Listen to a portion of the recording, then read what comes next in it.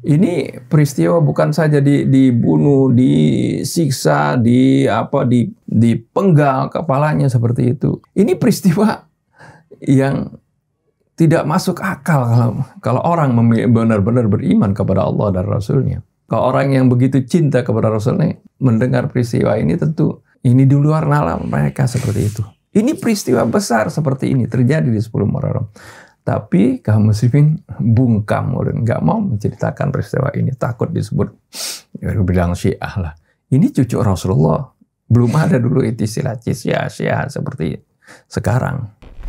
Jadi kita memperingati peringatan perjuangan pengorbanan Imam Husain untuk tegaknya keadilan demi kemanusiaan, bukan keluar karena sombong atau menuntut warisan ya, yang ditinggalkan Rasul, tapi dia menuntut agar kebenaran kembali ditegakkan dan manusia diperlakukan dengan sama dan mulia. Mungkin orang bertanya, kenapa beliau membawa keluarganya bukan meninggalkan di rumah? Dia menunjukkan sepenuh hati dengan tulus datang dengan dirinya dan keluarganya untuk membela kebenaran dan mendukung mereka. Inna hadhihi ummatukum ummatan wahidatan wa ana rabbukum fa'budun. وَمَا أَرْسَلْنَاكَ إِلَّا رَحْمَةً لِلْعَالَمِينَ.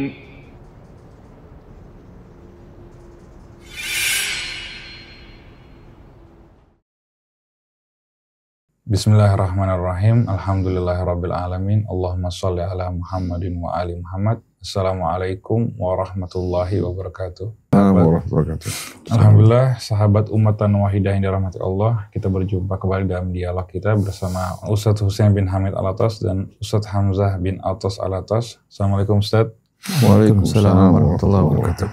Alhamdulillah, kita berjumpa kembali dalam dialog kita dalam tema menyambut Tahun Baru Islam. Insya Allah mungkin dalam beberapa hal lagi kita akan berjumpa. Sebelum kita mulai, mari bersama-sama membaca Ummul Quran.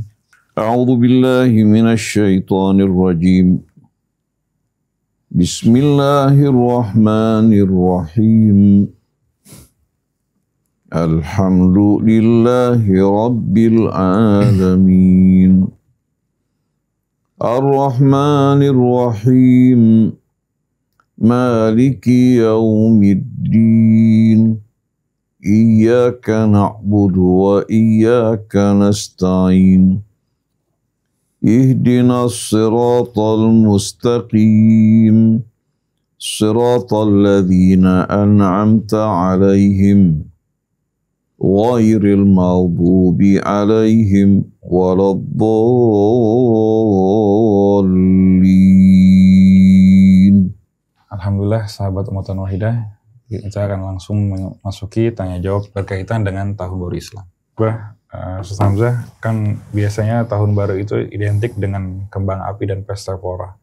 Jadi orang selalu banyak yang bertanya kenapa Tahun Baru Islam tuh sepi, tidak seperti Tahun Baru Masehi. Nah, bagaimana seharusnya kita sebagai umat Islam itu memperingati Tahun Baru Islam? A'udzu billahi minasy syaithanir rajim. Bismillahirrahmanirrahim. Alhamdulillahi rabbil alamin. Allahumma salli ala Muhammadin wa ali Muhammad. Assalamu alayka ya Rasulullah. Assalamu ala ahli baitika at-tayyibin wa sahabatika al-ghurril mayamin.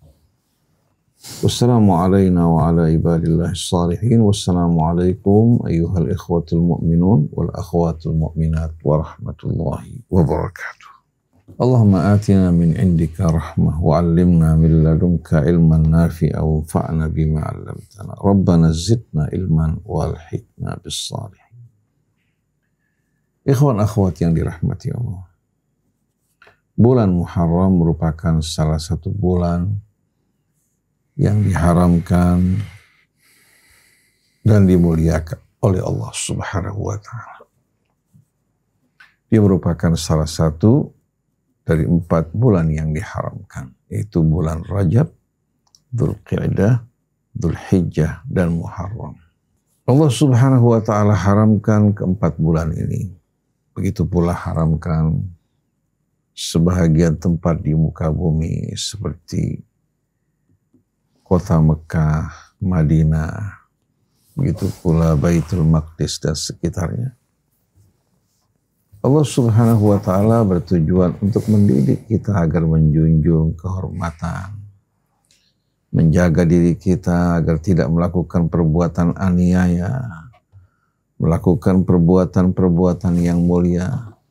Oleh karena itu Allah Subhanahu wa ta'ala setelah menjelaskan tentang keempat bulan tersebut yang diharamkan Allah, Allah Subhanahu wa ta'ala jelaskan alasannya, dzalikad dinul qayyim.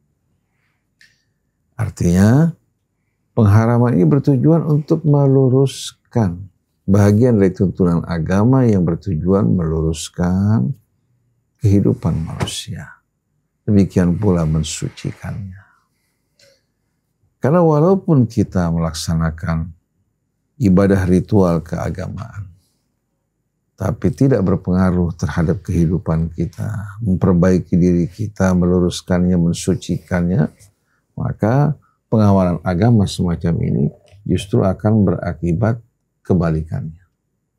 Menimbulkan akhirnya opini negatif terhadap agama. Seperti yang kita saksikan pada saat ini.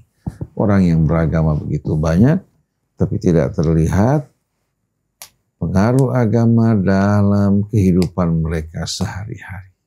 Begitu pula dalam kehidupan sosial mereka, ekonomi mereka, berbangsa, bernegara, padahal mayoritas mereka adalah orang-orang yang mengaku beriman kepada Allah dan beragama Islam. Oleh karena itu, Allah Subhanahu wa ta'ala dengan rahmatnya mengharamkan sebahagian bulan dari 12 bulan dalam rangka mendidik kita semua. Barang siapa yang mengagungkan kehormatan bulan tersebut dengan menjaga kesuciannya, menjaga perilakunya, demikian pula melakukan amalan-amalan shaleh yang mulia, itu akan membawa kebaikan yang lebih baik baginya. Sebagaimana firman Allah, "Wa man yu'azzim hurumatillah fahuwa khairul lahu inda rabbih." Siapa-siapa yang menghormati, mengagungkan hurumatillah, itu akan lebih baik baginya di sisi Tuhan. Ini ungkapan yang amat indah, lebih baik baginya di sisi Tuhannya. Apa yang Allah akan limpahkan kepadanya di saat Allah ridha kepada seseorang yang menjunjung tinggi, menghormati kehormatan yang Allah haramkan. Nah, kita sebagai orang-orang yang beriman kepada Allah Subhanahu wa ta'ala, juga yang meneladani sebaik-baiknya manusia itu Nabi kita Muhammad SAW, yang Allah perintahkan untuk kita jadikan tauladan. Tauladan bagi orang yang beriman kepada Allah, kepada hari akhir, dan hatinya banyak mengingat Allah. Pada saat mereka memperingati bulan suci ini dan bulan-bulan suci yang lain, mereka bukan memperingatinya dengan melaksanakan acara-acara yang bertentangan dengan tuntunan agamanya. Bersenang-senang, beriforia. Padahal kita saksikan bagaimana saudara-saudara kita di Gaza sedang mengalami pembantaian. Banyak di sekeliling kita orang-orang yang menderita, yang membutuhkan uluran tangan kita. Lalu kita pergunakan uang kita untuk perbuatan yang sia-sia. Oleh karena itu menyedihkan sekali perilaku kaum muslimin yang mencontoh gaya hidup orang-orang yang tidak beriman. Tapi seharusnya dengan kehadiran bulan Muharram ini, yang pertama kita lakukan adalah memperbaiki niat dan tujuan hidup kita. Ini yang pertama. Dari sini kita akan apa? Akan bekerja sesuai dengan niat dan tujuan hidup kita.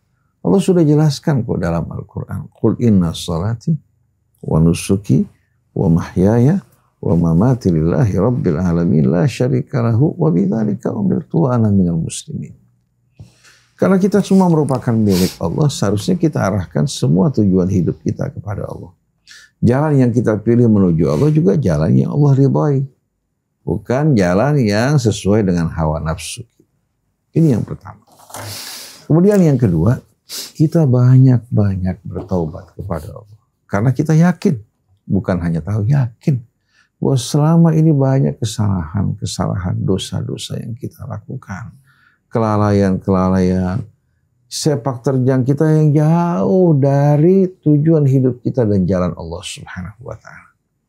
Maka sebagaimana seruan Allah, qul ya ibadiyalladzina asrafu ala anfusihim la taqnatu min rahmatillah innallaha yaghfiru dzunuba jami'a innahu huwal ghafurur rahim.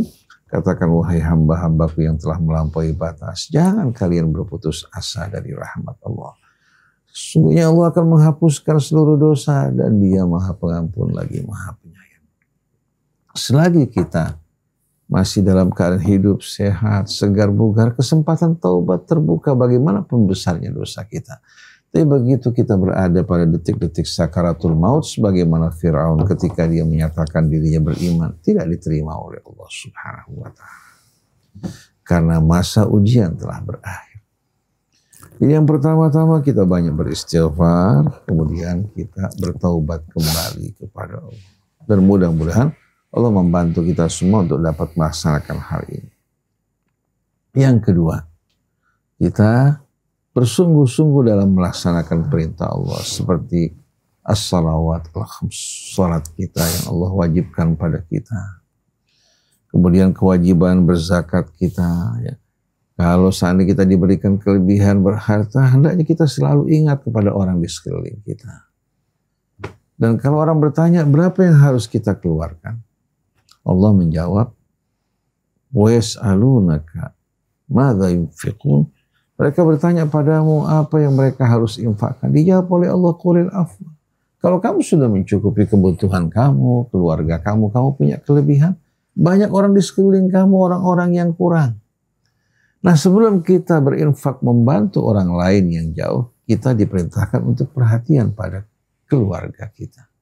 Yas'alunaka madza yunfiqun qul ma anfaqtum min khairin falil walidaini wal aqrabin wal yatama wal masakin wa ibnis sabil wa ma taf'alu min khairin fa innallaha bihi alim. Mereka bertanya padamu, ya Rasulullah, apa yang harus kami keluarkan dan infakkan?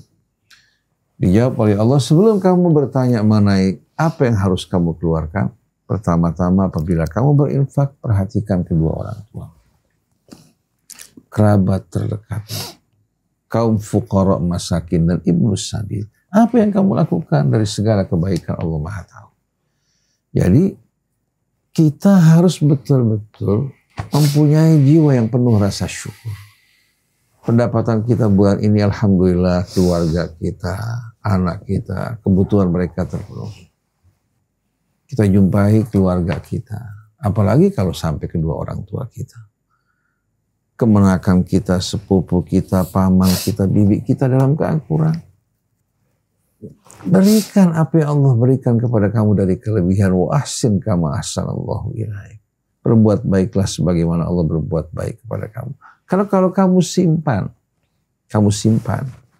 karena takut kamu tidak akan mampu menutupi kebutuhan kamu di masa akan datang, yang kamu simpan tidak akan mampu mencukupi seluruh kebutuhan kamu.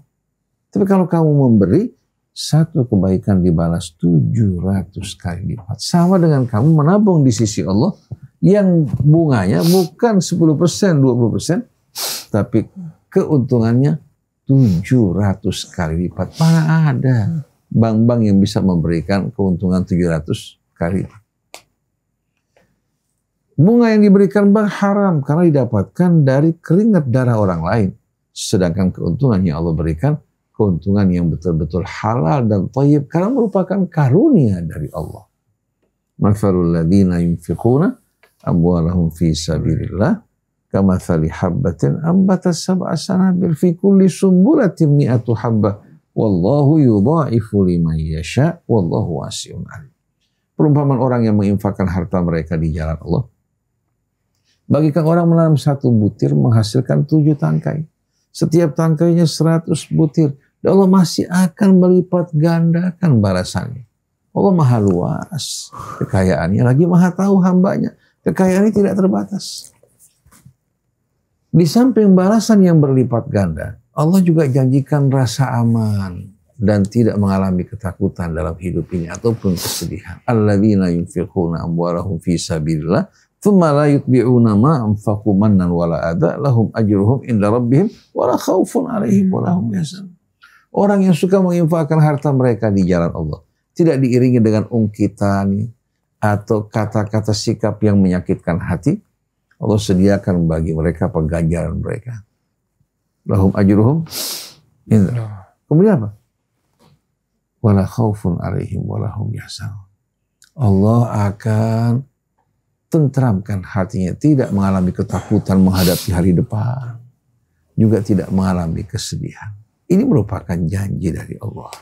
Oleh karena itu, berzakat, berinfak merupakan amalan yang banyak menguntungkan kita, bukan menyempitkan atau merugikan kita. Kita menabung di sisi Allah dengan bunga 700 kali lipat yang halal dan thayyib.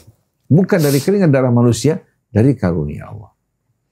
Kemudian di samping itu, kita juga melakukan ibadah siyam. Ibadah siyam ini sejalan dengan kehormatan bulan haram. Bulan ini diharamkan untuk menjaga kita dari perbuatan-perbuatan yang tidak baik. Dengan menjunjung tinggi kehormatan Allah, puasa membantu kita untuk mengendalikan diri kita dan juga memulihkan kesehatan tubuh kita, jantung kita, pencernaan kita yang selama ini bekerja tanpa henti. Nah, kita bisa melakukan ibadah, katakan 1 hari berpuasa, 1 hari kita berbuka, atau Senin Kemis, atau Ayyamul Bid, ya. Ini merupakan hal-hal yang indah. Adapun berkaitan dengan Siyam Asyura yang dilakukan orang-orang Yahudi, kemudian katanya Nabi bertanya, kenapa kalian berpuasa pada hari ini? Mereka mengatakan karena pada hari ini Allah menyelamatkan Nabi Allah Musa. Akhirnya Rasulullah SAW mengatakan seandainya aku punya kesempatan di tahun yang akan datang, niscaya aku akan menjalankan ibadah siyam ini dengan tambahan hari ke-9 untuk membedakan dengan mereka. Ini Nabi nggak pernah melakukan. Tapi riwayat ini juga dipertanyakan. Riwayat ini juga dipertanyakan tanpa kita bicara mengenai sumbernya atau yang meriwayatkan, tapi riwayat ini juga dipertanyakan. Pertama, Nabi juga tidak melakukan, kemudian Nabi mengatakan kami lebih berhak terhadap Musa dibandingkan dengan mereka. Jadi untuk ibadah siyam pada hari ke-10, ya, dalil dan dasarnya tidak terlalu kuat. Banyak ulama memperdebatkan masalah ini. Tapi ingin menjalankan ibadah siyam di bulan Muharram, ta'ziman li hurumatillah, ya, wa taqarruban ilaih, itu merupakan hal yang dianjurkan. Dan dengan sendirinya nilainya beda dengan ibadah-ibadah pada hari dan bulan yang biasa. Dia mendekatkan dengan berpuasa. Kemudian juga ditambah dengan istighfar taubatnya, ditambah dengan bersedekah, betapa indah. Kemudian dia betul-betul bersungguh-sungguh menjaga perintah Allah, kewajiban yang Allah wajibkan dari ibadah sholatnya. Kemudian zakat yang dikeluarkan. Nah, di samping itu, kita juga membaca Al-Quran. Apalagi kalau kita sebelum sholat atau sehabis sholat kita membaca Al-Quran. Kita bagi Al-Quran. Katakan 1 juz bisa dibagi 5 kali 1 hari. Ada yang lebih banyak lagi, 2 juz, ada yang membaca 3 juz, tapi dibaca dengan tartil dan diresapi. Kalau dibaca dengan tergesa-gesa, manfaatnya amat sedikit sekali. Tapi kalau dibaca dengan perlahan-lahan tartil, apalagi diresapi, akan memberikan keteduhan, ketentraman dalam hati. Membuka pintu rezeki, membuka juga rahmat Allah. Kita mengagungkan kehormatan Allah, dan Al-Quran merupakan apa? Merupakan salah satu yang Allah Subhanahu wa ta'ala muliakan. Kalau kita memuliakan apa yang dimuliakan Allah Subhanahu wa ta'ala, maka dengan sendiri kita akan mendapatkan keridhaan. Nah, kalau bicara mengenai amalan khusus di bulan Muharram, memang riwayatnya tidak. Seandainya ada riwayat tersebut, kebanyakannya Israiliyah. Oleh karena itu kita akan kembali kepada yang pokok-pokok dan disepakati dengan tujuan betul-betul apa? Kita dapat menjadikan event bulan Muharram ini sebagai bulan di mana kita mensucikan diri kita dengan memperbaiki niat tujuan hidup kita. Kemudian juga langkah kita yang sejalan dengan keridhaan Allah Subhanahu wa ta'ala.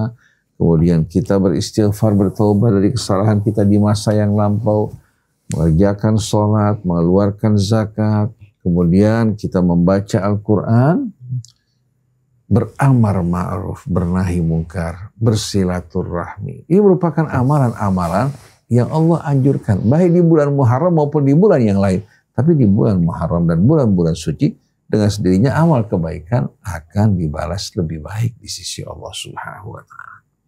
Ada sebagian orang mungkin akan mengatakan, ini semua bid'ah, tidak ada dasarnya. Ini semua merupakan bid'ah, tidak ada dasarnya.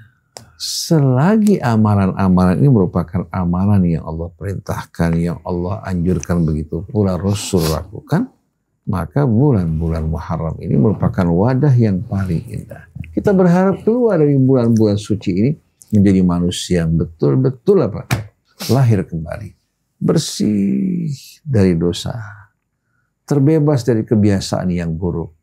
Kita memiliki niat dan tujuan hidup sebagaimana yang Allah ajarkan kepada kita, berjalan di atas jalannya, berpegang teguh kepada sunnah Nabi.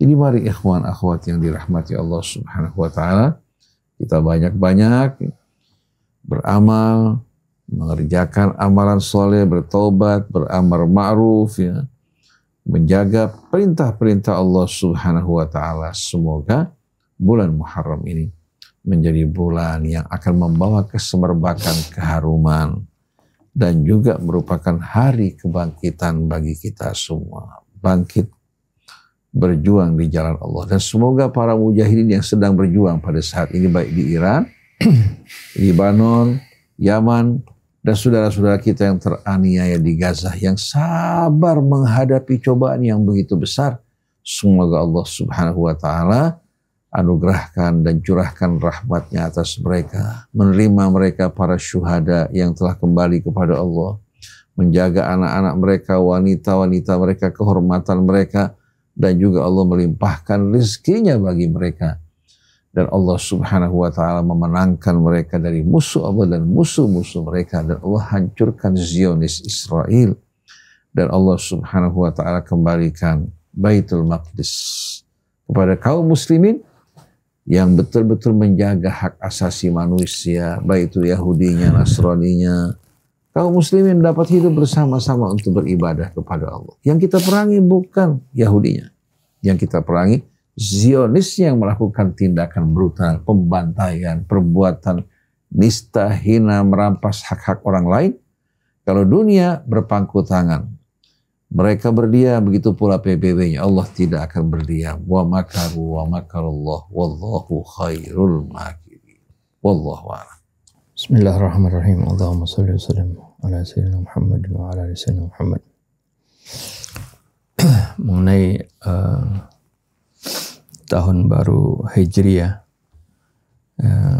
tadi sudah diterangkan oleh guru kita Ustaz Husin Berhamil Atas tentang bagaimana pentingnya bulan-bulan ini dimuliakan oleh Allah Subhanahu wa Ta'ala, Ashhurul Hurum, terutama bulan Muharram ini. Dan momen Muharram dan juga dijadikan sebagai satu awal tahun dari tahun Hijriah. Ini merupakan momen yang sangat penting.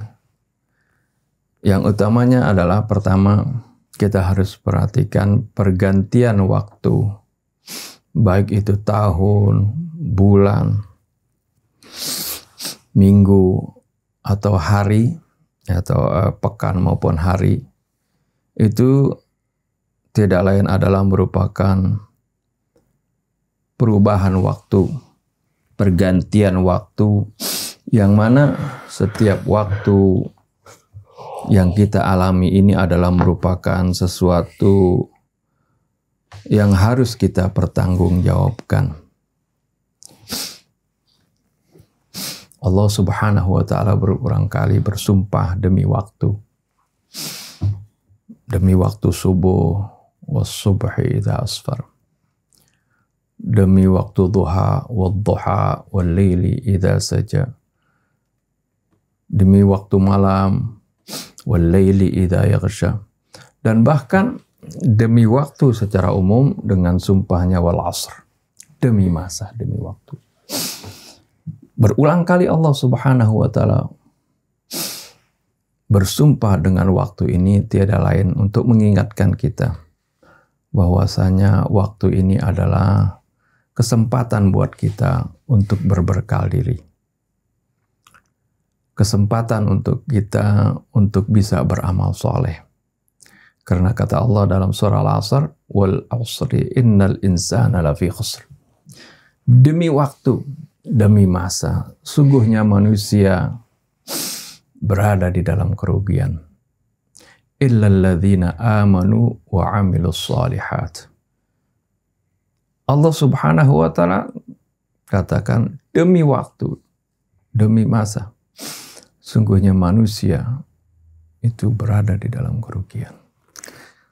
Semuanya di sini, ya, kecuali ada pengecualian. Illalladzina amanu wa amilus shalihat. Melainkan mereka yang beriman kepada Allah dan beramal soleh. Artinya waktunya diisi dengan keimanan kepada Allah dan diisi dengan amal-amal soleh. Itu yang tidak akan rugi. Karena kalau waktunya berlalu begitu saja, dibuang-buang, dicari kehidupan dunia dengan letihnya, dia akan termasuk menjadi orang-orang yang rugi. Akan tetapi kalau dicari dunianya untuk berbekal, untuk akhirat, itulah ya mereka-mereka yang tidak akan merugi. Illalladzina amanu wa amilus shalihat wa tawashaw bil haqqi wa tawashaw bis sabr. Dan juga saling mengingatkan, saling berwasiat untuk bersabar, karena di dalam perjuangan beramal soleh ini diperlukan kesabaran karena godaannya banyak. Bukan saja godaan dari syaitan, tapi godaan juga baik syaitan manusia maupun syaitan dari bangsa jin, dan juga godaan dari hawa nafsu dan lingkungan kita. Itu perlu kesabaran di dalam menjalankan atau konsisten dan istiqamah di dalam ketaatan. Dan juga watawasau bil haqqi watawasau bis sabr, dan juga saling mengingatkan untuk selalu bersabar dalam menjalankan kebenaran tadi. Ini yang pertama. Jadi pergantian tahun, pergantian waktu itu adalah merupakan pengingat bagi kita untuk selalu kita menggunakan waktu kita ini dengan sebaik-baiknya. Jangan seperti apa yang Allah Subhanahu wa taala ceritakan dalam surah Fatir. Tatkala ya bagaimana orang-orang kafir ya mereka menyesal ya, ketika mereka dimasukkan ke dalam neraka. Wahum yastarikhuna fiha rabbana akhrijna na'mal salihan ghairal ladzi kunna na'mal. Mereka berteriak-teriak di dalam neraka. Mereka mengatakan, wahai Tuhan kami, keluarkanlah kami dari neraka ini. Ya, niscaya kami akan beramal soleh, tidak seperti dulu yang pernah kami lakukan. Apa kata Allah? Ya, melalui para malaikatnya mengatakan, awalam nu'ammirkum ma yatadzakkaru fihi man tadzakkara wa ja'akumun nadhir. Bukankah kami telah memberikan umur panjang buat kalian, yang mana umur itu cukup ya untuk bisa mengambil pelajaran padanya orang-orang yang mengambil pelajaran. Wa ja'akumun nadhir, dan telah datang kepada kalian pemberi peringatan. Jadi ya, Allah Subhanahu wa taala telah mengingatkan kita ya, melalui para nabinya, dengan dari kitab sucinya, juga para ulamanya, dan juga dengan peristiwa-peristiwa yang terjadi di seputar kita, pergantian hari, pergantian waktu, ya, juga perubahan yang ada pada tubuh kita. Ya, dulunya kita ini kuat, sekarang menjadi lemah. Dulunya rambut kita masih hitam semua, sekarang sudah memutih. Itu juga, kata Rasul, itu bagian dari nadhir, bagian dari pemberi peringatan yang secara pasif atau yang tidak aktif. Kalau pemberi peringatan atau nadhir yang aktif ya manusia, dari para ulama dan seterusnya. Ini semuanya adalah pengingat bagi kita. Ya, artinya bagaimana kita harus selalu introspeksi diri, memperbaiki diri ketika terjadi pergantian waktu seperti itu. Yang kedua, tentunya dijadikannya 1 Muharram sebagai awal tahun Hijriah ini, kalau kita lihat sejarah, ya kenapa nggak dijadikan misalnya awal diutusnya Nabi sebagai tahun baru Hijriah, ya, tapi diambil dari peristiwa hijrahnya Nabi kita Muhammad SAW.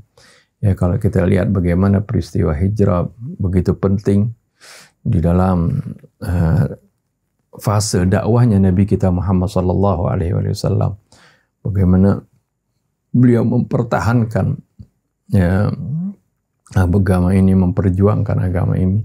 Kemudian setelah hijrah ke Madinah, bagaimana Rasulullah SAW konsen untuk mempersatukan umat, mempersaudarakan antara Aus dan Khazraj, mempersaudarakan antara Muhajiri dan Ansar, dan juga ya, ada hal penting yang lainnya. Rasulullah SAW bangun masjid, ya, di mana dengan masjid ini tujuannya adalah sebagai pusat persatuan kaum muslimin, dan juga sebagai tempat bagaimana kaum muslimin bisa bertemu satu sama lain setiap waktunya, seperti itu. Ini Rasulullah SAW ciptakan, tujuannya adalah bagaimana Rasulullah bangun ini, bagaimana kaum muslimin ini bisa bersatu, ya, di dalam perjuangan mereka di dalam menegakkan agama Allah. Dan tentunya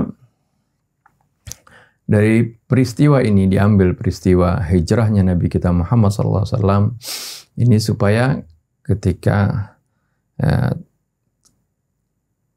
terjadi pergantian waktu awal tahun Hijriah juga kita harus ingat peristiwa tersebut. Banyak hikmah-hikmah dari peristiwa hijrahnya Nabi kita Muhammad SAW. Yang utama tentunya ya, bagaimana pentingnya ya, persatuan yang dibangun oleh Nabi kita Muhammad SAW sampai akhir hayatnya pun, ya, ketika beliau haji wada, beliau khutbah yang begitu panjang, diantaranya mengingatkan kembali, ya, la tarji'u ba'di kuffaran, janganlah kalian kembali menjadi kafir setelah aku meninggal nanti. Kafirnya dengan bagaimana? Apakah jadi murtad seperti itu? Enggak. Yadribu ba'dukum riqaba ba'd. Bagaimana sekalian saling penggal satu sama lain. Bagaimana kalian itu saling memusuhi sesama kaum muslimin. Bukannya saling bersatu. Ini yang dikhawatirkan Nabi dan diwasiatkan di Hajjatul Wada. Dan ini sebenarnya ini adalah pengingat bagi kita bagaimana konsennya Nabi kita Muhammad SAW, dan sayangnya kepada umatnya, agar supaya umatnya ini tidak kembali terjerumus kepada kekafiran dan kemusyrikan. Wallahu a'lam. Tadi kan Bapak sebutkan masalah Nabi Musa yang diselamatkan dari Firaun pada tanggal 10 Muharram, Mbak. Nah, katanya banyak kisah-kisah penting seperti ditolong Nabi Adam diterima taubatnya, Nabi Nuh turun dari kapal setelah banjir, Nabi Ibrahim diselamatkan dari api, Nabi Ayub sembuh, Nabi Yunus keluar dari perut ikan, katanya Nabi Isa diangkat dari langit. Itu semua terjadi di 10 Muharram. Bahkan jadi 10 Muharram itu diperingati dengan diperingati dengan kegembiraan, karena hal itu pada saat itu tanggal 10 Muharram nabi-nabi kita ditolong oleh Allah. Nah, bagaimana pendapat Bapak dan Nami Hamzah mengenai pendapat itu, Pak? Bismillahirrahmanirrahim. Kalau kita perhatikan berbagai macam cerita-cerita di seputar 10 Muharram, di antaranya berkaitan Allah menyelamatkan Nabi Allah Musa dari Fir'aun pada tanggal 10, kemudian berbicara tentang nabi-nabi sebelumnya. Begitu juga Allah menyelamatkan Nabi Allah Nuh, ya. Demikian pula Nabi Allah Yunus. Semuanya tidak memiliki dasar yang kuat. Semua merupakan bahagian dari Israel. Kita tahu pada masa-masa Sayyidina Utsman ibnu Affan radhiyallahu anhu mulai bertebaran al-qassasun, tukang dongeng dan tukang cerita. Mereka kumpul di masjid-masjid, mulai bercerita. Lama-kelamaan cerita ini menjadi populer. Kemudian dijadikan oleh para rawi-rawi hadis sebagai riwayat-riwayat yang mereka riwayatkan. Hingga terjadi kebohongan di sana sini. Hampir semua golongan terlibat dalam pemalsuan hadis. Baik itu dari kalangan yang mengaku sebagai Ahlus Sunnah atau mengaku sebagai Syiah. Setiap kelompok ya, ada orang-orang yang tampil untuk membuat hadis-hadis palsu dengan tujuan untuk mendukung dogma mereka. Dan mereka menghalalkan perbuatan semacam ini dengan alasan ya, mereka membuat hadis-hadis ini untuk berjuang demi Islam. Ada yang mengatakan justru tujuan mereka untuk memerangi bid'ah, untuk memerangi kaum zindik dan lain sebagainya. Nah, kalau kita baca sejarah kita akan temukan asal muasal menyebarnya kebohongan ini berasal dari al-qassasun, tukang dongeng dan tukang cerita. Oleh karena itu, kenapa Nabi kita mengancam man kadzaba alayya muta'ammidan falyatabawa maq'adahu minan nar, atau man kadzaba alayya falyatabawa maq'adahu minan nar, siapa yang berdusta atas namaku silahkan siapkan tempatnya dalam api neraka. Karena berbohong atas nama Rasul tidak sama dengan berbohong atas nama yang lain. Rasul membawa risalah dari Allah. Apa yang beliau ucapkan, baik melalui Al-Quran, ya, melalui tuntunan beliau, ya, orang akan menganggapnya sebagai apa? Sebagai tuntunan agama. Jadi kalau orang berdusta mengatasnamakan Rasul, dia akan menjadi apa? Akan menjadi pegangan di tengah-tengah umat. Akhirnya kitab Allah ditinggalkan, sunnah Nabi yang sebenarnya diabaikan, yang berkembang di tengah-tengah umat adalah kebohongan. Nah, kalau kita perhatikan berbagai macam cerita di tanggal 10 Muharram, bahkan ada yang menjadikannya sebagai lebaran anak yatim, ini sengaja memang direkayasa untuk memalingkan dari peristiwa besar. Peristiwa besar ini berkaitan dengan syahidnya Al-Imam Husain ibnu Ali bin Abi Thalib, yang mengorbankan dirinya demi tegaknya kebenaran dan keadilan. Walaupun beliau terbunuh, tapi manusia melalui kejadian tersebut dapat membedakan mana yang hak dan mana yang batil. Lalu untuk menutupi peristiwa besar ini yang menghapuskan legitimasi para penguasa yang zalim, raja-raja baik dari Bani Umayyah, Bani Abbas dan lain-lain sebagainya, mereka berusaha untuk apa? Menyibukkan umat dengan berbagai macam kisah yang bermacam-macam hingga perhatian mereka tidak tertuju pada pelajaran yang telah diajarkan dan dicontohkan oleh Al-Husain ibnu Ali bin Abi Thalib menghadapi kerusakan yang berlangsung di tengah-tengah umat. Kalau kita membaca dan mendengarkan apa yang diucapkan oleh Al-Husain ibnu Ali bin Abi Thalib pada saat dia keluar dan ditanya oleh saudara beliau yaitu Muhammad Al-Hanafiyah, beliau menjawab dalam ucapannya, "Inni lam akhruj ashiran wala batiran wala mufsidan wala zaliman wa innama kharajtu li talabil islah fi ummati jaddi uridu an a'mura bil ma'ruf wa anha 'anil munkar faman qabilani fa biqabulil haqq fallahu awla bil haqq wa man radda alayya hadza asbiru hatta yaqdi Allahu baini wa bainal qaumi bil haqq wa huwa khairul hakim." Sesungguhnya aku keluar ini bukan karena kesombongan, keangkuhan atau kebanggaan. Bukan juga untuk melakukan kerusakan. Sebagaimana difitnah oleh para penguasa dan raja-raja pada saat tersebut. Wala zaliman, juga bukan untuk melakukan kezaliman. Wa innama kharajtu talaban li talabil islah fi ummati jadi. Tapi aku keluar dalam rangka melakukan perbaikan pada umat kakekku yang telah dirusak, dipecah belah, diadu domba, kemudian kembali menghidupkan tradisi jahiliyah yang membeda-bedakan di antara manusia, Arabnya, non-Arabnya. Kemudian menguasai Baitul Mal, dipergunakan untuk melakukan kerusakan, membeli hati nurani manusia. Kemudian juga mereka melakukan tindakan kebijakan, memberangus mereka yang menjadi lawan politik yang dianggap menjadi ancaman bagi kepentingan mereka. Maka beliau keluar, walaupun di tengah ancaman yang bermacam-macam, dalam rangka melakukan perbaikan pada umat kakeknya, yang dulu betul-betul merupakan ummatan wahidah, berada pada kesetaraan, tahu-tahu mereka mulai mengadu domba di antara bangsa Arab. Bahkan mulai mereka melakukan tindakan merendahkan dan ancaman terhadap kaum muslimin non-Arab. Ini yang dilakukan oleh Bani Umayyah, dimulai dari Muawiyah, kemudian dilanjutkan oleh Yazid, seorang peminum, pemabuk, penjudi, penzina, segala macam kerusakan dilakukan oleh Yazid. Lalu beliau mengatakan bahwa saya juga ingin beramar ma'ruf, bernahi mungkar untuk melakukan perbaikan.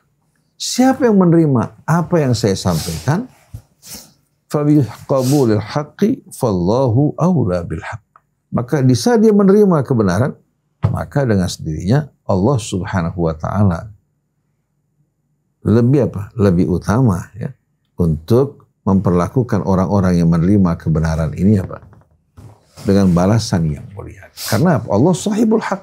Di saat dia berjuang demi al-haq, berarti dia berjuang demi Allah Subhanahu wa taala, maka Allah yang akan memberikan balasan baginya. Wa man radda alayya hadza asbir. Kalau orang menolak apa yang saya sampaikan, saya akan bersabar hatta yaqdiyallahu baini wa bainal qaumi bil haqq, hingga Allah putuskan di antara aku dan kaumku dengan keputusan yang hak, wa huwa khairul hakimi. Dan dia sebaik-baiknya pemberi keputusan. Jadi kalau kita lihat bagaimana perjuangan Imam Husain itu betul-betul menjadi ancaman bagi para penguasa dengan kezaliman mereka, sewenang-wenang mereka menguasai juga kekayaan dan Baitul Mal seperti yang kita jumpai pada saat ini. Bagaimana penguasa Saudi, penguasa Emirat Arab, mereka semua menjadi penguasa, menjadi pemilik, menjadikan rakyat bahagian dari ladang mereka. Kekayaan yang Allah anugerahkan bukan dipergunakan untuk kesejahteraan rakyat mereka, untuk perjuangan di jalan Allah, tapi mereka pergunakan untuk melakukan kerusakan, bahkan memberikan dukungan bagi Zionis.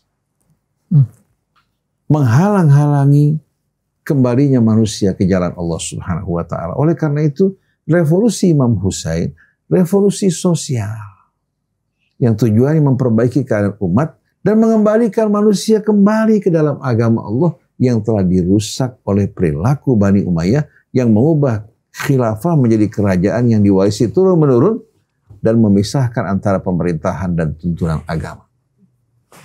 Nah, kita pada saat memperingati Hari Asyura sebagai hari pengorbanan yang dilakukan oleh salah satu keluarga Rasul Sallallahu Alaihi Wasallam demi tegaknya keadilan, bukan karena kesombongan, bukan karena kebanggaan, bukan karena dia merasa dia cucu Rasulullah Sallallahu Alaihi Wasallam, lalu negara menjadi warisannya, sama sekali tidak.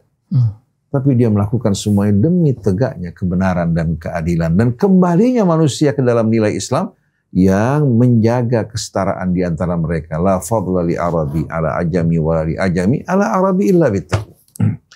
Tapi peringatan kita tidak mengikuti ritual kaum Syiah yang terkadang kita jumpai amat berlebih-lebihan. Tapi kita ingin betul-betul memperingati peristiwa ini sebagai peristiwa besar. Apabila Ibrahim mengorbankan putranya di jalan Allah Subhanahu wa taala, maka keluarga Nabi kita mengorbankan salah satu putra yang dicintai oleh Nabi kita, berkorban demi tegaknya keadilan kebenaran. Karena kalau sampai didiamkan, sepanjang masa orang akan beranggapan bahwa perbuatan Yazid adalah perbuatan yang benar. Oleh karena itu, perjuangan Imam Husain walaupun beliau wafat bersama anak keluarga yang dicintai, bersama saudara-saudaranya, tapi perjuangan ini membuka mata manusia. Hanya orang-orang yang buta hatinya, yang dikuasai hawa nafsu, begitu juga yang membela kepentingan, yang menolak kebenaran yang diperjuangkan oleh Imam Husain. Oleh karena itu, sahabat-sahabat Nabi yang hidup pada saat itu ketika menyaksikan kebiadaban Yazid, mereka menolak untuk memberikan baiat mereka kepada Yazid. Akhirnya Yazid mengerahkan pasukannya menuju Madinah, mengancam penduduk Madinah untuk berbaiat. Ternyata penduduk Madinah menolak. Masa mereka harus berbaiat kepada orang semacam ini yang membunuh orang yang amat dicintai Nabi. Yazid melakukan pembantaian, menghalakkan kota Madinah, menumpahkan darah, memperkosa wanita-wanita mereka. Pasukannya dibiarkan memperkosa hingga melahirkan anak-anak yang lahir di luar perkawinan. Ini dicatat oleh sejarah. Silahkan baca buku-buku sejarah yang mencatat peristiwa tersebut yang dikenal dengan peristiwa Al-Harrah dan korban-korban yang berjatuhan. Setelah itu pasukan berangkat menuju Mekah, kota suci Mekah. Sang pemimpin mengatakan, saya tidak pernah merasakan satu kebahagiaan dengan amalan seperti yang saya lakukan di Madinah. Di tengah jalan Allah binasakan dirinya, pasukan diteruskan, lalu menghalalkan kota Mekah, membantai, menumpahkan darah. Kemudian setelah itu apa yang terjadi? Wal'iyadzubillah, melempari Ka'bah dengan menjanik hingga terbakar, lalu menggantung jenazah Abdullah bin Zubair di atas Ka'bah. Kita lihat bagaimana kebiadaban orang-orang yang disanjung, dipuja. Ya. Ini merupakan perbuatan orang-orang yang biadab. Jadi kita memperingati peringatan, perjuangan, pengorbanan Imam Husain untuk tegaknya keadilan demi kemanusiaan. Bukan keluar karena sombong atau menuntut warisan ya, yang ditinggalkan Rasul. Tapi dia menuntut agar kebenaran kembali ditegakkan dan manusia diperlakukan dengan sama dan mulia. Tapi kita tidak melakukan ratapan, tangisan. Karena yang diinginkan bukan ratapan dan tangisan. Imam Husain tidak menginginkan dari kita meratap dan menangis. Tapi beliau menuntut dari kita agar kita mencontoh, meneladani beliau dalam perjuangannya. Untuk tetap bersama kebenaran, bersama keadilan. Tidak berkolaborasi dengan kezaliman. Oleh karena itu, yang sepatutnya kita ceritakan mengenai Imam Husain. Imam Husain Asy-Syuja' yang berani, pembela keadilan kebenaran, pembela kaum lemah, bukan kita menangis meratap. Berapa banyak orang yang menyaksikan kisah pahlawan mencucurkan air mata, begitu mereka keluar dari kisah tersebut melakukan kejahatan dan perbuatan aniaya. Tapi yang kita inginkan, kita mencontoh beliau. Imam Husain alaihi salatu wassalam menyampaikan khutbahnya di hadapan tentara yang berkumpul bersama Al-Hur bin Yazid. Al-Hur bin Yazid ini merupakan salah seorang pemuka kaumnya di tengah-tengah penduduk Kufah, baik pada masa jahiliyah maupun masa Islam. Lalu Ubaidillah bin Ziyad mempergunakan dirinya untuk memata-matai Imam Husain. Maka dilaksanakan tugasnya sebagaimana yang diperintahkan Ubaidillah bin Ziyad yang merupakan orang yang diberikan wewenang oleh Yazid untuk melakukan pembantaian terhadap Al-Husain bin Ali dan keluarga Rasul. Tapi Yazid setelah terjadi pembantaian dia beralasan bahwa ini bukan merupakan perintahnya, tapi ini merupakan pilihan Ubaidillah bin Ziyad. Ini banyak dilakukan oleh para penguasa yang lepas tangan dari tanggung jawab. Padahal semua itu merupakan instruksi dan perintahnya. Nah, Al-Hur bin Yazid yang merupakan pemuka ahli Kufah yang berasal dari Bani Tamim, diperintahkan Ubaidillah bin Ziyad untuk memata-matai dan mengawasi Al-Husain bin Ali. Hingga akhirnya beliau berhadap-hadapan dengan Imam Husain. Ketika mendengarkan apa yang disampaikan oleh Imam Husain, Al-Hur bin Yazid langsung dia menyesal dan bertobat. Dia bergabung bersama barisan Imam Husain. Padahal tadinya mendapatkan janji dan mengimpikan berbagai macam kemuliaan sebagaimana yang dijanjikan oleh Ubaidillah bin Ziyad. Tapi ternyata dia mengutamakan kebenaran dan keridhaan Allah. Bergabung dengan pasukan Al-Husain ibnu Ali bin Abi Thalib dan dia meninggal dunia bersama para pejuang yang mati di Karbala. Ini merupakan keberuntungan yang besar bagi Al-Hur bin Yazid al-Riyahid. Di mana dia bertobat, kembali kepada Allah, berkumpul bersama syahid Karbala. dan insya Allah akan dikumpulkan bersamanya di hari akhir nanti. Tapi yang menyedihkan Umar bin Sa'ad bin Abi Waqqas. Ayah yang merupakan sahabat Rasul berjuang bersama Rasul. Tapi karena Ubaidillah bin Ziyad menawarkan kepadanya, kalau kamu mau menghadapi Al-Husain bin Ali, kamu akan diangkat sebagai gubernur Rai. Diangkat sebagai gubernur Rai. Ini merupakan janji yang menggiurkan. Dia lupa kepada perjuangan orang tuanya. Lupa bahwa perbuatannya akan menjerumuskan ke dalam kehinaan, siksa, dan derita sepanjang masa. Imam Husain menyampaikan ceramahnya di hadapan Al-Hur bin Yazid dan pasukannya. Ayuhan nas, inna Rasulullah sallallahu alaihi wa alihi wasallam qala, man ra'a sultanan ja'iran mustahillan li haramillah, nakithan li ahdillah, mukhalifan li sunnati Rasulillah, ya'malu fi ibadillahi bil ithmi wal unwan, falam yughayyir ma alaihi bi fi'lin wala qawlin, kana haqqan 'ala Allahi an yudkhilahu mudkhala.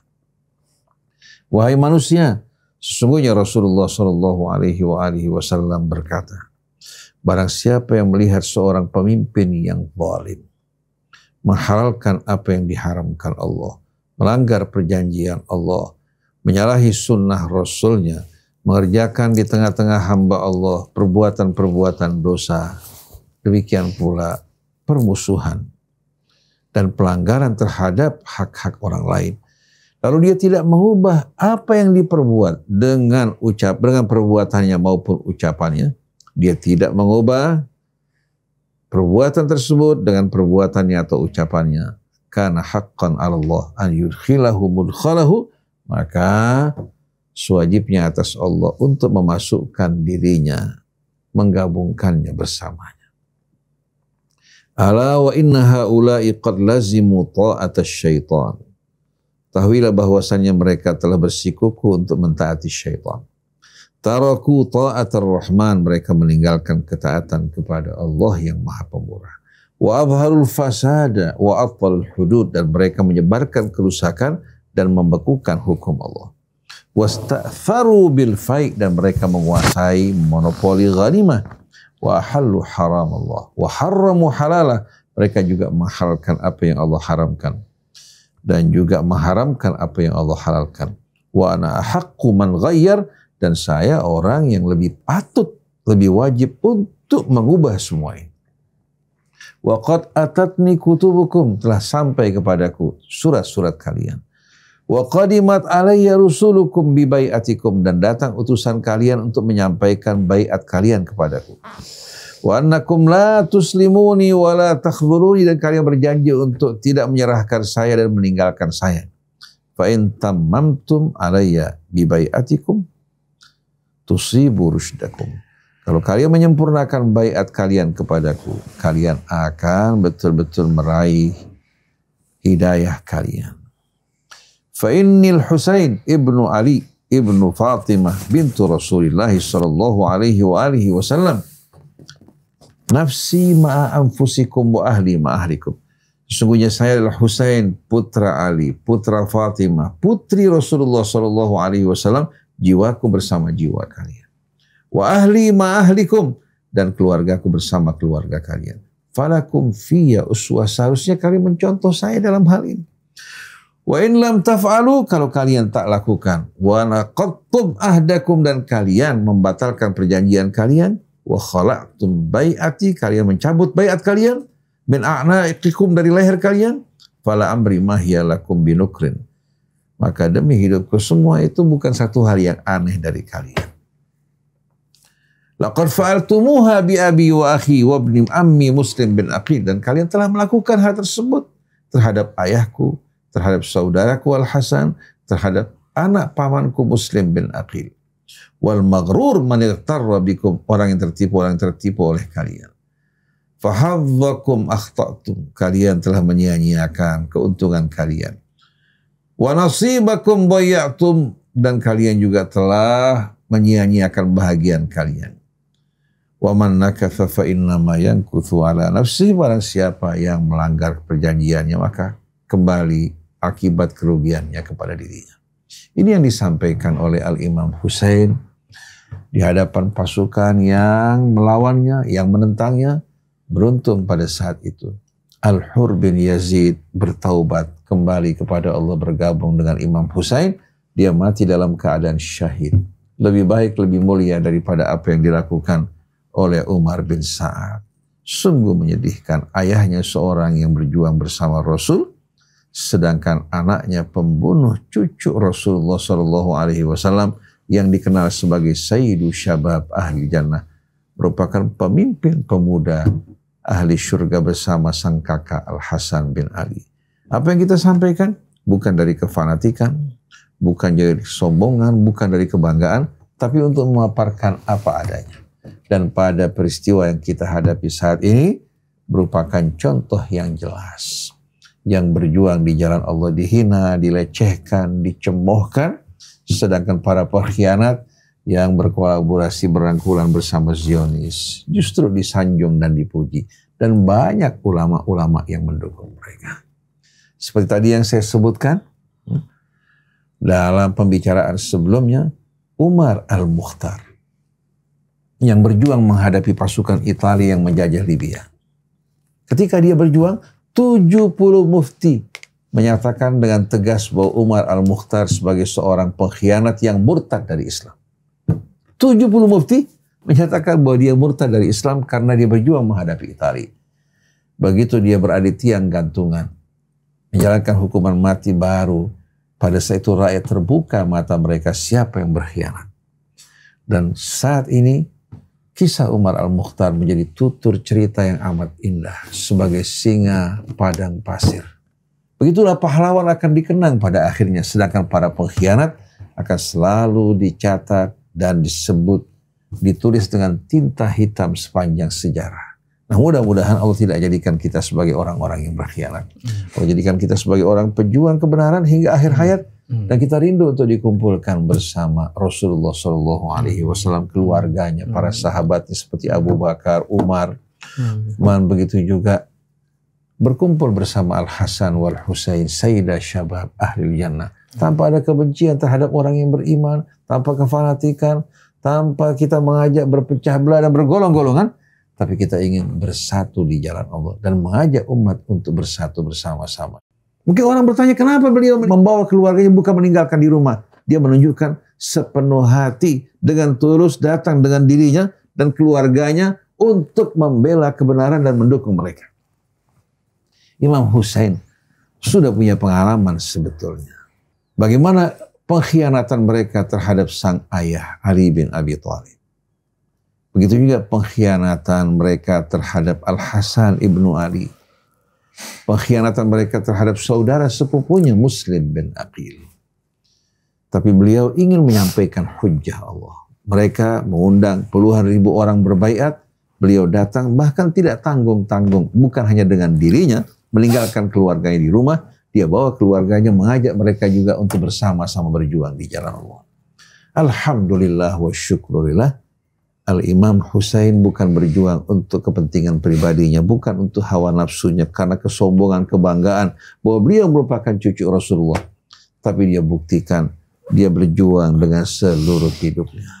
Ini merupakan kebanggaan dan contoh bagi kita, orang-orang yang menegakkan keadilan. Tapi bagi mereka yang menginginkan dunia, akan menganggap perbuatan ini perbuatan yang sia-sia. Seperti di Gaza pada saat ini, banyak ustadz ulama yang menganggap perbuatan mereka sia-sia. Tapi di sini kebenaran tampil. Apa yang dilakukan Imam Husain membuka wajah asli Yazid dan kroni-kroninya. Apa yang dilakukan pejuang-pejuang Gaza membuka kedok Israel dan juga kedok para pemimpin Arab. Ternyata mereka selama ini berkhianat. Sebagaimana tahun 40-an mereka berkhianat.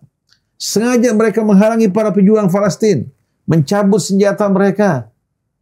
Mereka mengatakan bahwa kami akan berjuang, setelah kami menang, kalian kembali ke tempat kalian. Ternyata begitu mereka melakukan hal ini terjadi pembantaian. Berulang kali bahkan termasuk pembantaian yang terjadi di Lebanon. disebabkan karena orang-orang Palestina diperintahkan untuk menyerahkan senjata mereka. Begitu juga terjadi di Suriah. Terjadi juga di Jordania. Jadi kalau kita perhatikan, para pemimpin Arab yang ada pada saat ini bukan baru pertama kali berkhianat. Semenjak berdirinya negara Israel, mereka sudah berkhianat, bersekongkol satu sama lain. Yang tidak setuju dengan mereka, mereka singkirkan, mereka gulingkan seperti Talal. Talal bin Abdullah, karena serius berperang menghadapi Israel, langsung mereka singkirkan dan sang ayah dibunuh ketika berada di Baitul Maqdis. Sedangkan Raja Hussein tumbuh di tengah-tengah Inggris dalam pendidikannya. Tidak heran kalau melahirkan orang seperti Abdullah saat ini merupakan pengkhianat yang menyengsarakan rakyat Palestina. Ternyata sebahagian rakyat Palestina justru apa? Lebih suka mereka menikmati kesenangan hidup daripada membela kehormatan mereka. Maka sungguh kemuliaan dimonopoli oleh para penduduk Gaza. Semoga Allah Subhanahu wa taala memenangkan mereka dan menerima para syahid mereka, meneguhkan iman mereka, menjaga kehormatan wanita mereka dan anak-anak mereka. Begitu pula para pejuang dari Iran, dari Yaman, dari Hizbullah. Melalui perjuangan ini hujjah Allah tegak. Siapa yang berjuang? Mereka lah orang-orang yang benar-benar beriman. Siapa yang melarikan diri dan tidak bertanggung jawab serta berpangku tangan, maka mereka orang-orang yang kelak akan memamah biak kehinaan sepanjang masa dikenang oleh anak cucu mereka. Dan mereka kelak di hari akhir nanti orang-orang yang tertolak dari kafilah Nabi kita Muhammad sallallahu alaihi wasallam. Wallahu a'lam. Seharusnya ketika terjadi atau mengenang 10 Muharram seperti ini yang diceritakan ya. Tapi anehnya kita dengar para penceramah ketika membicarakan tentang 10 Muharram diceritakan peristiwa-peristiwa yang ribuan tahun terjadi. Yang kebenarannya pun nggak bisa dipastikan seperti itu. Peristiwa misalnya Nabi Adam diterima taubatnya, Nabi Nuh diselamatkan tanggal 10 Muharram, dan seterusnya banyak. Nabi Ayub diterima taubatnya dan seterusnya.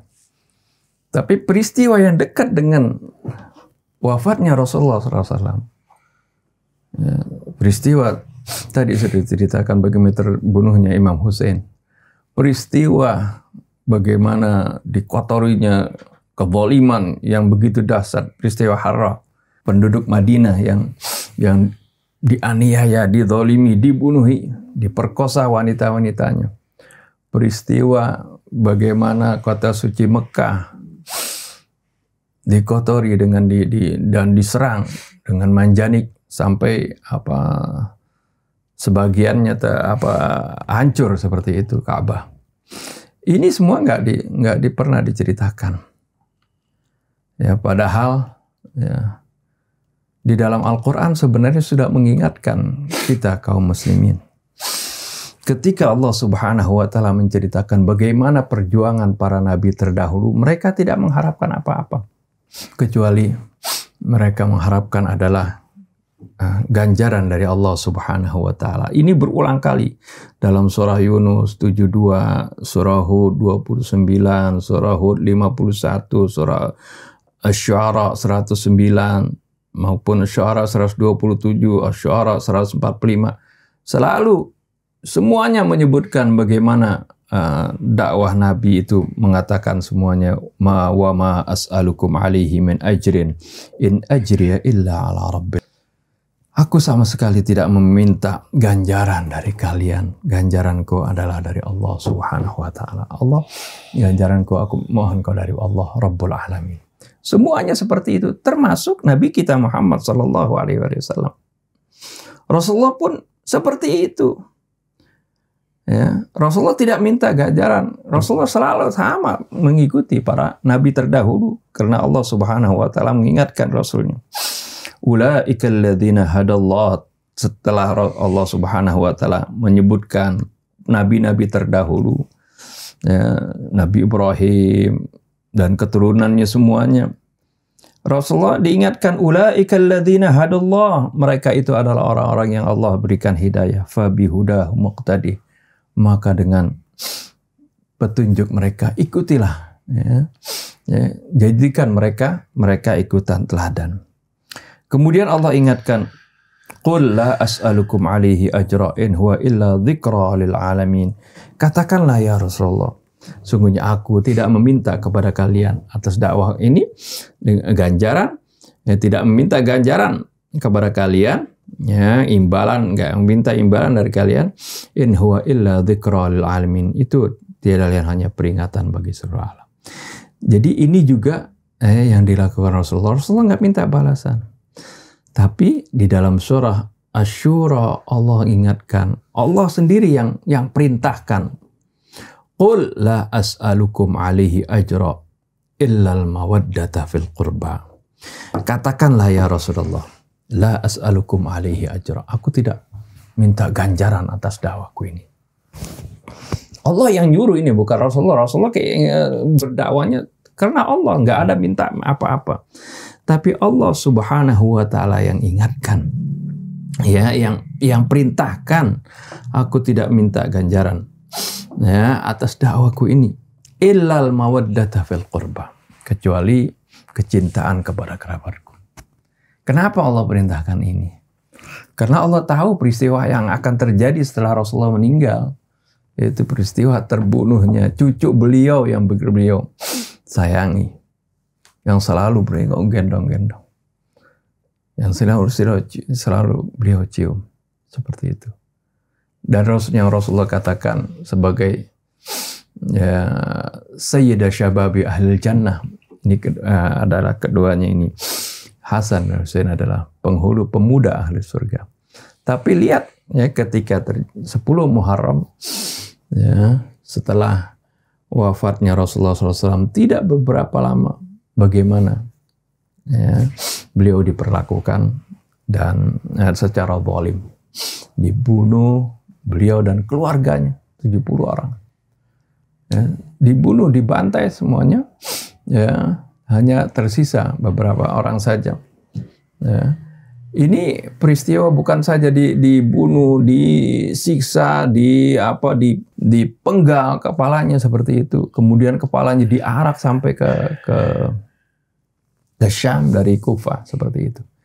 Ini peristiwa yang tidak masuk akal kalau orang benar-benar beriman kepada Allah dan Rasulnya. Kalau orang yang begitu cinta kepada Rasulnya, ini enggak mendengar peristiwa ini, tentu ini di luar nalar mereka seperti itu. Ini peristiwa besar seperti ini terjadi di 10 Muharram. Tapi kaum muslimin bungkam dan nggak mau menceritakan peristiwa ini, takut disebut, bilang Syiah lah.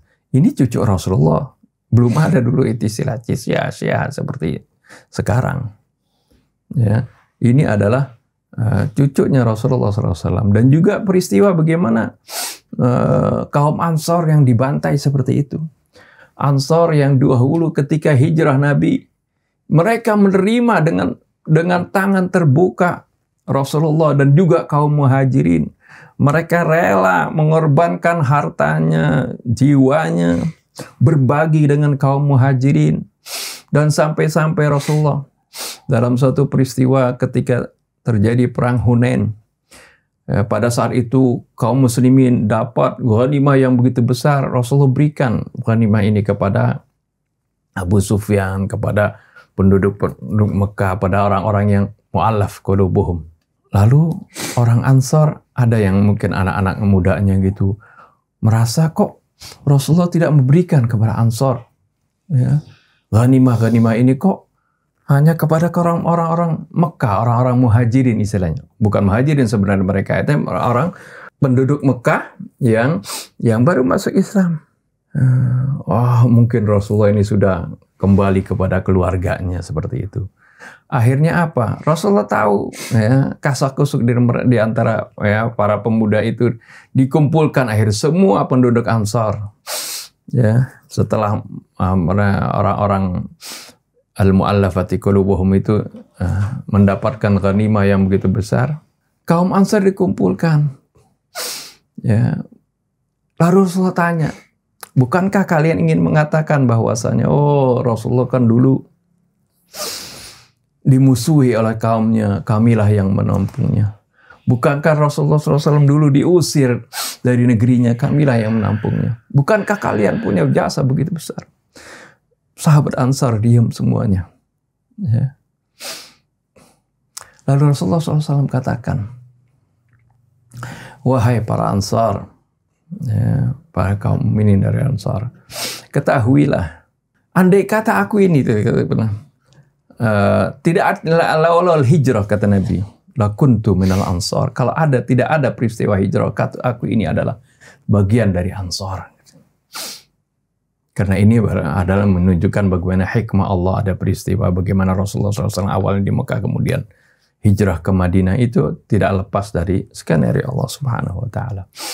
Lalu Rasulullah katakan, apakah kalian tidak rela, tidak senang kalau mereka itu, orang-orang Mekah itu pulang dengan membawa harta, sedangkan kalian pulang ke Madinah dengan membawa Rasulullah SAW? Apakah kalian tidak senang? Ya. Jadi bagaimana kecintaan Rasulullah SAW kepada Ansar, sampai Rasulullah katakan hubbul ansari minal iman, cinta kepada Ansar ini bagian dari keimanan. Para Ansar kemudian menangis semuanya, memeluk Rasulullah SAW. Radhina bi Rasulillah, kami rela dengan Rasulullah. Artinya mereka begitu cinta kepada Rasulullah, mereka benar-benar mengorbankan hartanya karena Allah Subhanahu wa Ta'ala, sehingga mereka dipuji oleh Allah Subhanahu wa Ta'ala dalam surah Al-Hasyr. Walladzina tabawwa'ud dara wal imana min qablihim yuhibbuna man hajar ilaihim wa la yajiduna fi sudurihim hajatan mimma utu wa yu'thiruna ala anfusihim walau kana bihim khasasah wa may yuqa shuhha nafsihi fa ulaika humul muflihun. Walladzina tabawwa'ud dar, mereka-mereka yang telah menempati kota Madinah. Wal iman, dan mereka telah beriman sebelumnya. Min qablihim, sebelum datangnya orang-orang muhajirin. Yuhibbuna man hajar ilaihim, mereka mencintai orang-orang yang hijrah kepada mereka. Mereka sambut, mereka terima. Wala yajiduna fi sudurihim hajatan mimma utu, dan mereka tidak dapati di dalam diri mereka itu kebutuhan dari apa yang mereka berikan. Artinya mereka dermakan apa yang mereka punya itu dengan penuh keikhlasan. Wa yu'thiruna ala anfusihim, bahkan mereka mengutamakan diri orang lain terhadap diri mereka, walau kana bihim khasasah, walaupun mereka dalam keadaan kesulitan, mereka susah, tapi tetap mereka berbagi dengan kaum muhajirin. Mereka utamakan kaum muhajirin dari diri mereka sendiri. Ini ya pujian Allah Subhanahu wa Ta'ala kepada kaum Ansar ini. Ya, tapi lihat peristiwa ya, Harrah tersebut, bagaimana mereka dibantai oleh Yazid, dan bahkan para wanitanya tadi sudah ceritakan diperkosa ya, ribuan waktu itu, sampai 1000 kalau nggak salah ya. Arti penduduk Ansar itu dihalalkan 3 hari itu dihalalkan untuk pasukannya berlakukan apa saja, merampas, membunuh dan sebagainya. Dan peristiwa ini ya nggak diceritakan ya, karena pada waktu itu ya, setelah itu penguasa ya, dari Bani Umayyah dan Bani Abbas itu ingin memperbaiki citra mereka, ya, membungkam cerita-cerita seperti ini. Sekarang kan sudah bukannya masa Bani Umayyah maupun Bani Abbas sekali. Ya, sekarang media terbuka. Kenapa kemudian kok kaum muslimin tidak menyinggung peristiwa ini? Bukan untuk tadi seperti yang Ustaz Husain katakan bersedih hati, kemudian apalagi seperti orang-orang Syiah memukul-mukul tubuhnya sampai melukainya seperti itu. Bukan itu, tapi mengambil pelajaran bagaimana kebenaran harus diperjuangkan. Bagaimana gigihnya keluarga Nabi di dalam membela kebenaran tersebut, membela syariat yang dibawa oleh Nabi kita Muhammad SAW, ya, sampai mengorbankan jiwa dan raganya dan juga keluarganya. Ini yang harusnya pelajaran ini, pelajaran bagaimana kebenaran itu harus tegak ya, walaupun kita ya, sendiri akan menjadi korban seperti itu. Wallahu a'lam. Ami Hamzah, kan selama ini yang kita dengar Isa Imam Husain dan Imam Hasan itu kan hanya sebatas ketika beliau naik ke atas punggung Rasulullah ketika sholat, yang yang Ali pelajari mungkin dari kecil tuh yang kita dengar cuma itu doang gitu.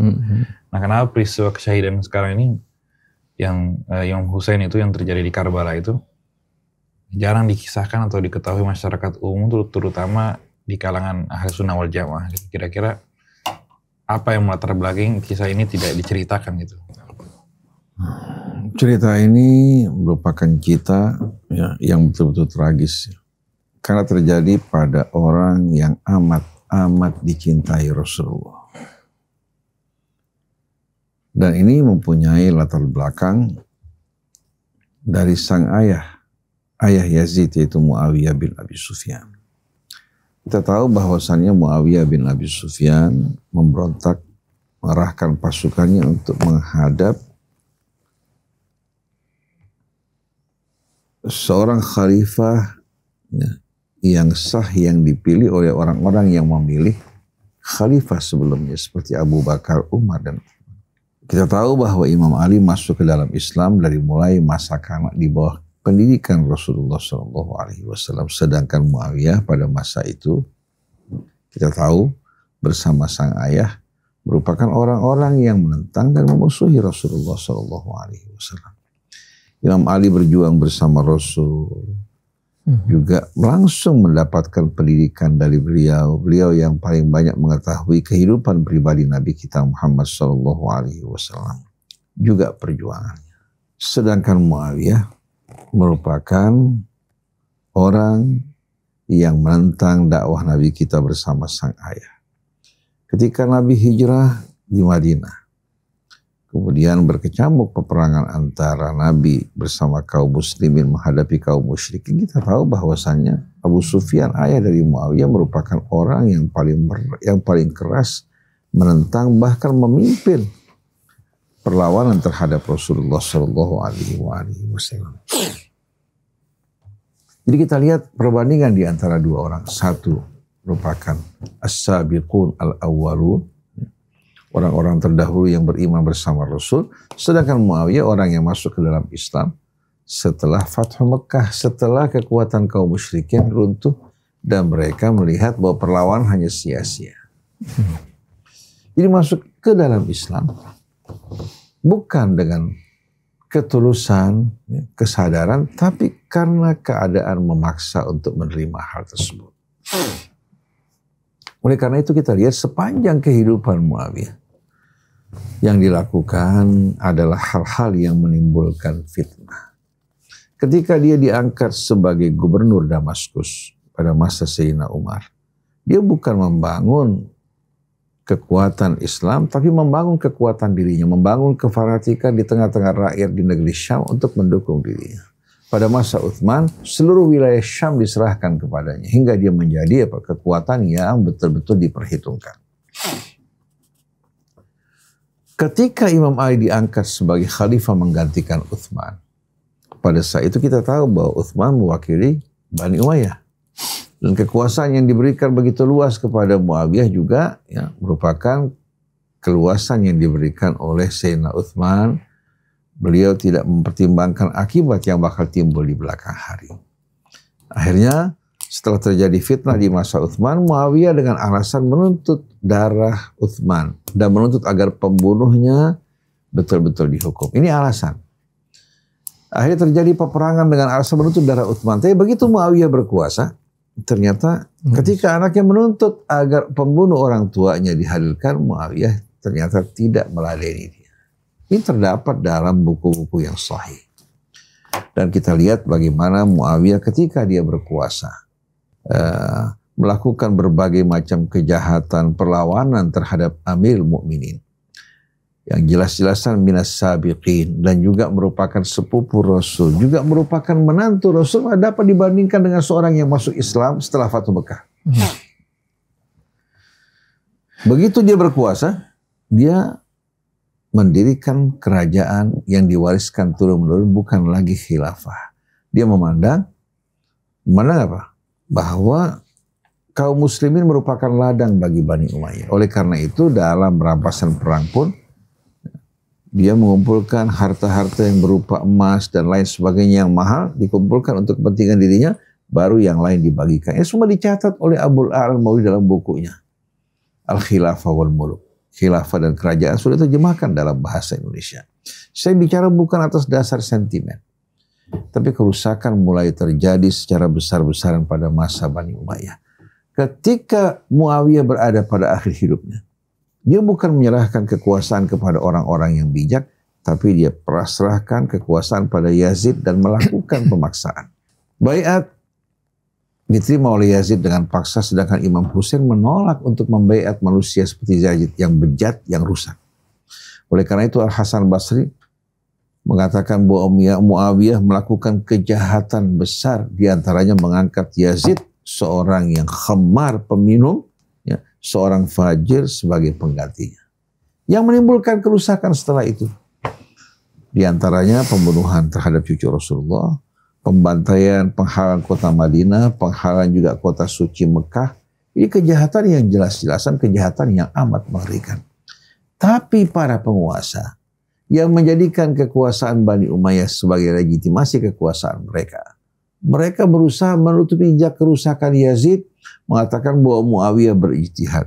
Padahal berijtihad dalam apa-apa yang jelas nasnya tidak dibolehkan. Membunuh orang itu merupakan hal yang diharamkan. Tapi mereka mengatakan Muawiyah berijtihad. Jadi kesalahan semua dilontarkan pada Imam Ali. Bahkan mereka menganggap menceritakan peristiwa ini merupakan hal yang haram. Menceritakan peristiwa ini akan menimbulkan fitnah. Tapi kalau menyanjung Muawiyah, menceritakan Muawiyah, keutamaan, kelebihan yang mereka ada-adakan merupakan satu hal yang haram. Kenapa? Karena kebanyakan orang cinta pada dunia. Para penguasa ini menghambur-hamburkan harta Allah Subhanahu wa Ta'ala untuk memberikan kepada para pendukung yang mendukung dirinya. Ini merupakan hal yang tidak aneh. Oleh karena itu, orang yang berjuang untuk kebenaran, dia akan menghadapi tantangan yang berat. Contoh Nabi kita sepanjang 23 tahun tidak pernah beristirahat. Begitu pula 4 sahabat Nabi kita juga tidak pernah beristirahat. Termasuk diantaranya, kita lihat bagaimana pengorbanan yang dilakukan Imam Husain. Kalau dia ingin hidup bersenang-senang, menerima kenyataan tanpa menentang, dia bisa menikmati kehidupan mewah. Yazid akan mengucurkan betul-betul harta yang melimpah untuk kepentingan Al-Husain bin Ali dan keluarganya. Tapi yang menyebabkan Yazid memusuhinya, karena dia menolak untuk memberikan baiat, dan Imam Husain mengatakan, maka nali mithli an yubai Yazid. Sekali-kali, tidak mungkin orang seperti aku ini akan memberikan baiat pada Yazid. Jadi kalau kita lihat, upaya untuk menutupi jejak perjuangan Imam Husain pengorbanannya, karena ini merupakan ancaman bagi para penguasa yang zalim.